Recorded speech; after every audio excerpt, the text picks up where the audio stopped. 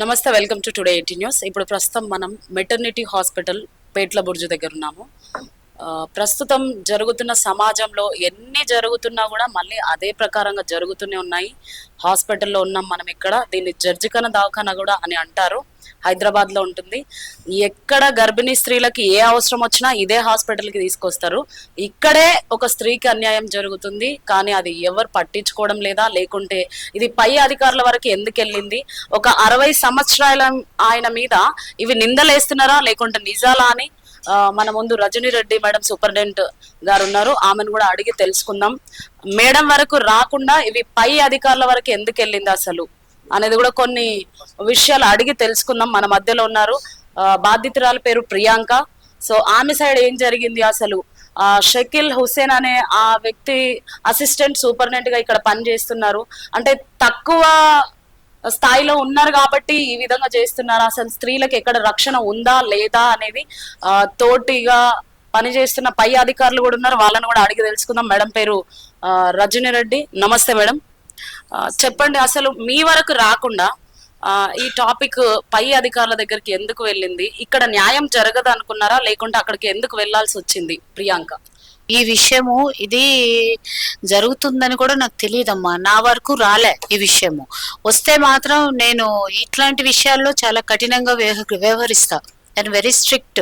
ఒప్పుకోను ఇట్లాంటి విషయాల్లో. ఆడవాళ్ళ విషయాల్లో, లేడీస్ విషయాల్లో ఆడవాళ్ళకి పూర్తి రక్షణ ఇవ్వాలా. ఆడవాళ్ళు అంటేనే మనం చూసుకోవాలి. Mainly this is maternity hospital అంటేనే లేడీస్ హాస్పిటల్.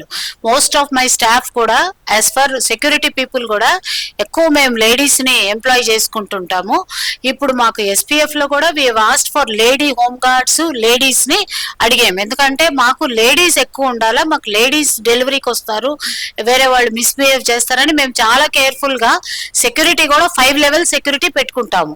అదే కాకుండా నా స్టాఫ్ లో ఇలా అయిందంటే నాకు చాలా బాధగా ఉంది. అసలుకి ఇది నాకు నా వరకు ఎందుకు రాలేదు?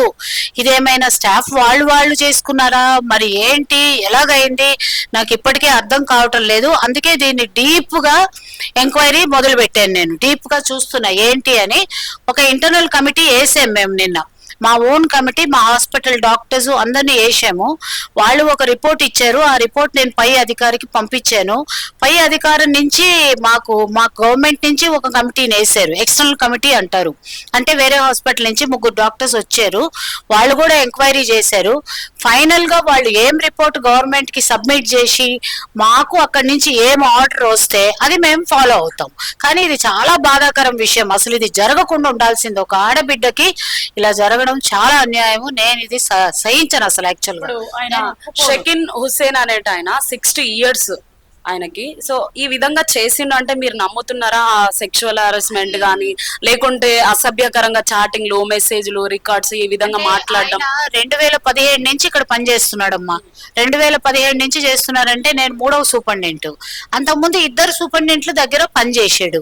మరి ఎప్పుడు మాకు ఇంత రాలేదు. వచ్చి ఉంటే మేమే సరెండర్ చేసేస్తాం, ఉంచుకోము అట్లాంటి వాళ్ళని. మరి ఆ పాత సూపరింటెండెంట్లు ఏం చెప్పలేదు. నేను తీసుకొని హార్డ్లీ 10 months అవుతుంది. సో నాకు పెద్ద ఐడియా లేదు ఇట్లా ఉంది ఇది అని. నాకు ఎవరైనా వేరే ఫీమేల్ ఎంప్లాయీస్ ఆఫీస్ లో చెప్పున్నా నాకు వచ్చి ఇమీడియట్ గా నేను యాక్షన్ తీసుకొని గవర్నమెంట్ కి లెటర్ రాసేసేదాన్ని ఆయనకి సరెండర్ చేయమని చెప్పి. మీరు ఈ చార్జ్ లకు వచ్చిన తర్వాత ఫస్ట్ బాధ్యతరాలు ఏమైనా ఇంతకు ముందు ఏమైనా జరిగాయా? రాలేదమ్మా, నాకు ఇంతకు ముందు రాలేదు. పాత సూపరింటెండెంట్లు కూడా నేను ఎంక్వైరీ చేశాను. అంతకు ముందు సూపరింటెండెంట్లు కూడా నేను ఎంక్వైరీ చేశాను. నేను ఎటువంటి ఆయన, ఎలాంటి ఆయన, వాళ్ళు ఎవరు ఇట్లాంటి ఆయన అని అనలేదు.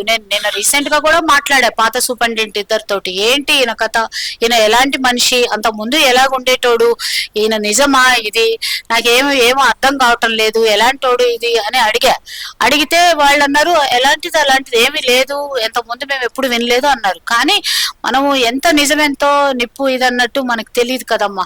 సో నాకు తెలియదు. నా వరకు అయితే ఇంతవరకు ఒక లేడీ వచ్చి కంప్లైంట్ ఇచ్చుంటే మాత్రం action would have been very severe. Because ladies అంటే మేము ఆపేక్షించము. This is our maternity hospital. Priyanka గురించి మీరేమనుకుంటున్నారు? ప్రియాంక ఎలాంటిది? అటువంటిది కాదమ్మా. ప్రియాంక చాలా హెల్ప్ఫుల్, చాలా కలుపుకోలు పిల్ల. ఆ పిల్ల ప్రాబ్లమ్స్, ఆ పిల్ల ఫ్యామిలీ ప్రాబ్లమ్స్ ఆ పిల్లకుంటే ఎవరికి ఉండవమ్మా? అందరికీ ఉంటాయి ఇళ్లలో ఫ్యామిలీ. ఎప్పుడు వచ్చి నా దగ్గర కూర్చొని మేడం ఇది మేడం అది మేడం అని చెప్పేది, కానీ ఈ విషయంగా నాకు ఎప్పుడు చెప్పుంటే బాగుండేదేమో నాకు ఇప్పుడు అనిపిస్తుంది.